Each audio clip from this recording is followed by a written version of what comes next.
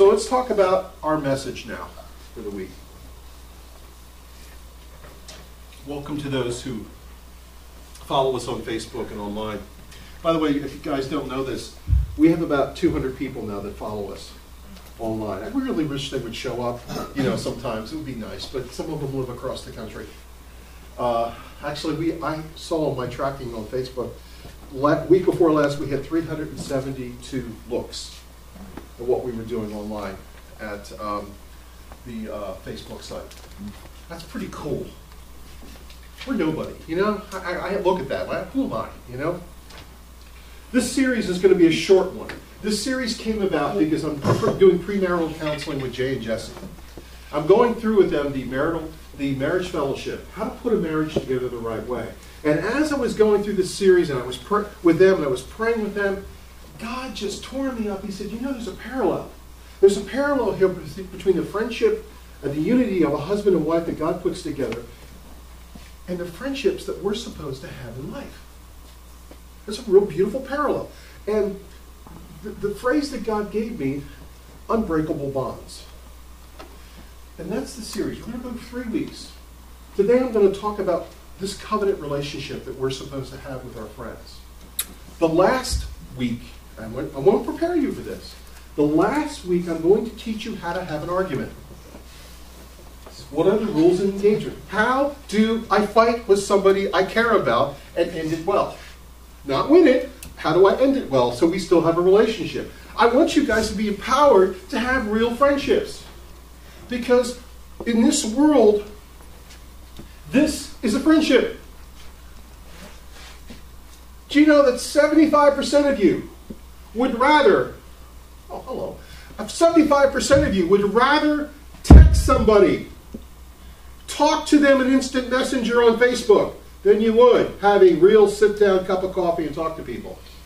That ain't friendship. That's not friendship. I have 856 friends on Facebook and counting. How many of them do I really know? Really? How many? Yeah, there's quite a few that I have. We're blood, we can talk.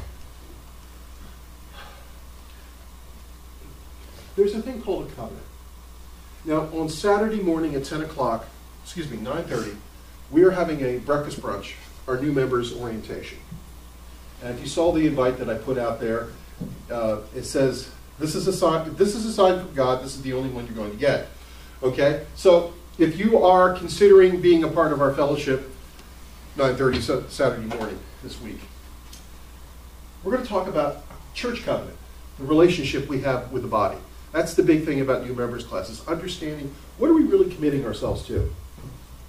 How do I fit in? How do I be a part of it?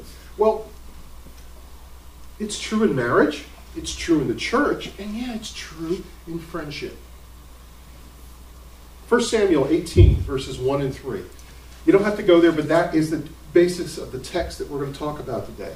David had finished with talking with Saul, and he and Jonathan became in one spirit with David.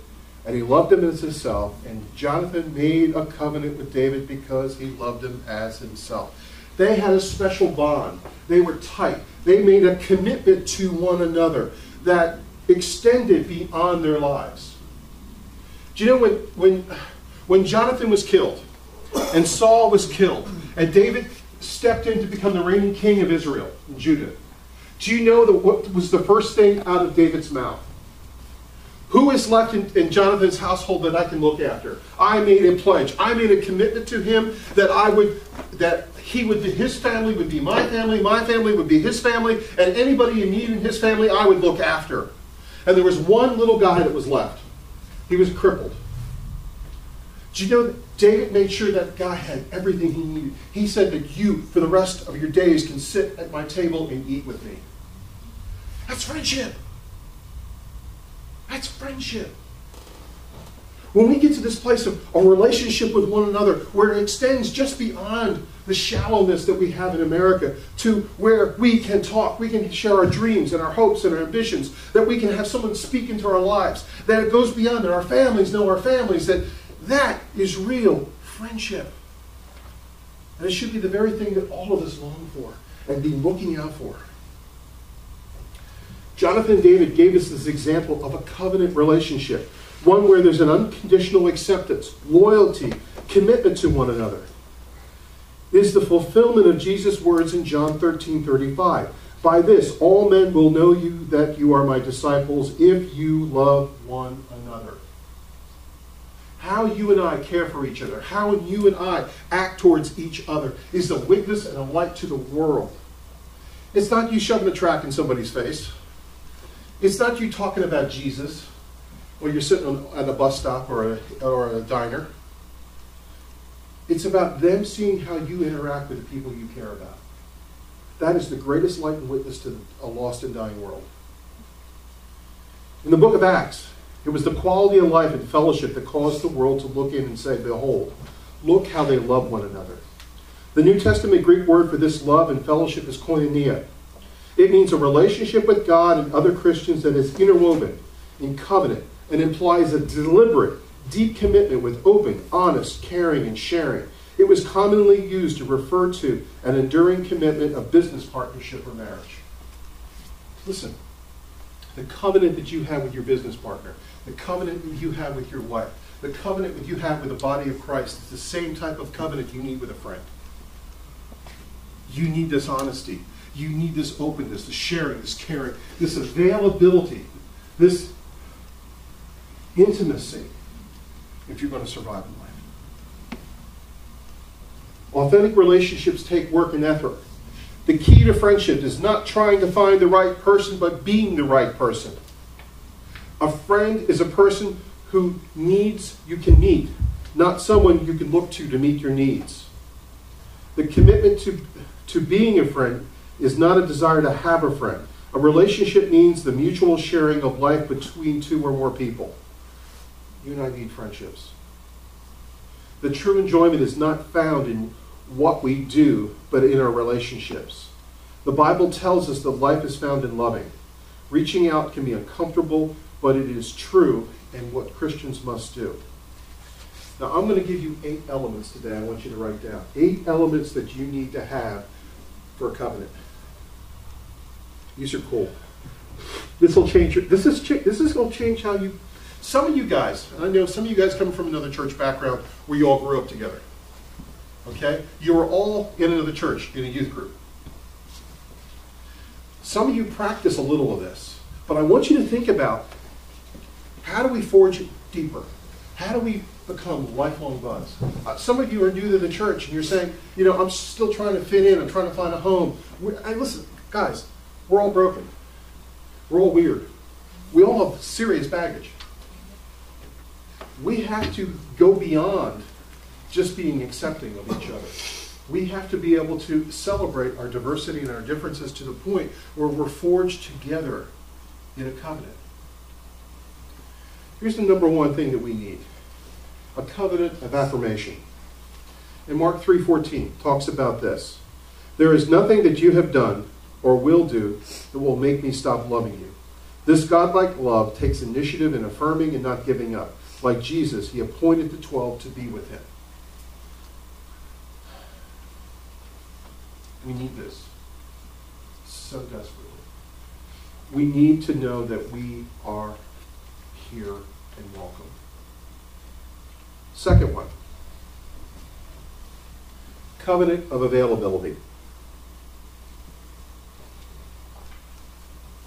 I am committed to going beyond myself. Anything I have, time, energy, insight, possessions, is at your disposal if you need it to the limit of my resources. Everything Jesus has was available to his disciples. You know that. You hear that. Look at me. Jesus, everything he had was available to his disciples. Everything. He gave of himself beyond himself. He committed himself and resources to a few, regardless of the inconvenience or cost. I see that a lot here. You break down, you have a flat tire, and your buddy stops what he's doing and comes and helps you change a tire or fix a tire. That's what it's talking about here. It's talking about I'm willing to go out of my way to help a friend. That's kingdom. There's not enough of that. And the thing about being available, you don't keep score. You know, I go out with some of you guys sometimes and I'll pick up a check and you say, I'll get it next time. I don't care. Whoever has it when is fine with me. I don't keep score. I don't have friendships because I'm looking for something to get out of it. I have friendships because it keeps me vibrant. Hanging out with a couple of my buds down at Liberty this week. And we had friends come up from Hickory that hung out with us for a couple days. We've really gotten to be friends. And I know it's mostly for my girls and Joy, but seeing that relationship was such an encouragement to me. That there's a caring, there's a sharing, there's like, you know, I like being with you folks. Hare said it this way, in a beautiful way. You know, God does call us to love each other, but we're a little short on liking sometimes. We got to get beyond that. Third thing. I'm going to keep you long. This is good. There's a covenant of prayer. To have this covenant with a friend, you need a person of prayer. I promise to pray for you in a regular fashion, believing that our caring Father wishes his children to pray for one another. Peter's temptation. Jesus said, I have prayed for you that your faith would not fail. Are you like me? And I want you to think, look, I'm a pastor, so I'm like, I know everything sometimes about everybody and more than I really care to know. It's too much information. No, stop. No, I had those moments. But there are times when my day is going on and God just puts on my heart somebody I'm close to. And I just take a minute and I pray for them. That's a mark of a covenant. That's a mark of a relationship that is deeper than just surface. You and I need that. You and I need to be, you know, this is true in marriage. Are you praying for your wife? Are you praying for your husband? Do you understand that all the words, all the nagging, all the little note reminders on the mirror, all that stuff means nothing to changing their lives? But prayer changes everything. Goes back to the beautiful Valentine's card my wife gave me this year. She goes, I love you just the way you are. Don't get any worse. That is spoken from a heart that she has prayed for me for 33 years. And she knows that it's a delicate balance. And I can have one of those days I drift off course. That's a sign of true friendship. That's a sign that there's a covenant, there's a relationship there.